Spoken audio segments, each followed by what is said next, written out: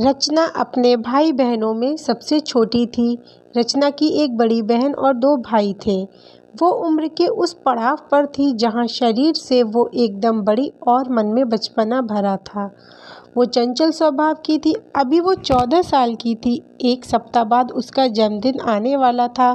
वो अपने जन्मदिन को लेकर बहुत उत्साहित थी। रचना दिखने में लंबी चौड़ी थी। कद-काठी अच्छी होने की वजह से वो अपनी उम्र से बहुत बड़ी दिखती थी।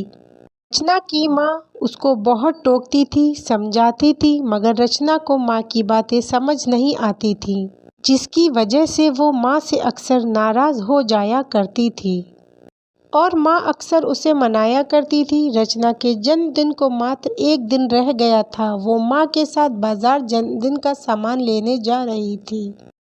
माँ उसे समझा रही थी कि अब तुम बड़ी हो रही हो, सही से रहा करो, दोस्ती भी परख कर किया करो। वो जो तुम्हारे दोस्त आयुष हैं वो मुझको सही नहीं लगता, बाकी दोस्त तुम्हारे सही हैं। रचना माँ का हाथ झटक कर, माँ बस हो गया, बस तुमको यही बातें रहती हैं, इससे अच्छा मैं दीदी के साथ आ जाती। और माँ तुम दीदी और भैया से कुछ नहीं कहती। ये कहकर रचना आगे बढ़ जाती है। घर आकर रचना का मूड सही नहीं था। वो कमरे में जाकर बिना खाए सो जाती है। शाम को माँ रचना के कमरे में जाती हैं और कहती हैं, बेटा फ्रेश हो जाओ, खाना खा लो और हाँ, आयुष को भी बुला लेना पार्टी में। ये सुनकर रचना खुश हो जाती है। अगले दिन पार्टी शुरू होती है। रचना ने बहुत ही शॉर्ट स्कर्ट पहन रखा होता है, जो दिखने में बहुत अटपटा लग रहा होता है, मगर वो किसी को सुनने वाली कहाँ है। केक कटता है। रचना के सारे दोस्त पार्टी एंजॉय कर रहे होते हैं। आयुष रचना के पास आता है और रचना से कहता है, यार ये क्या, यहाँ सब बड़े बड़े लोग हैं, तुम्हारी मॉम, सिस्टर, हम लोग पार्टी कैसे एंजॉय करें। चलो हम सब दोस्त टेरेस पर चलते हैं। रचना आयुष की बात मान लेती है और रचना के सब दोस्त टेरेस पर चले जाते हैं। रचना की माँ ये सब देखकर समझ जाती है कि आयुष के मन में कुछ गलत चल रहा है।